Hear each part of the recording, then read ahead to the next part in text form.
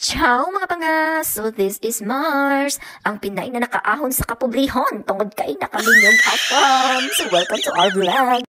For today's video, mag-unboxing haul tayo mga pangga ng mga nabili ko sa Puma. So una nga dyan itong napakaganda na sapatos. Ayan. So this one mga pangga is cost 50 euro or nasa around 3,000 pesos. Ayan. Sobrang ganda niya and comfortable mga pangga. And then I got also this cup. Ayan. For only 18 euro. Nasa 1,000 pesos siya. So I love it.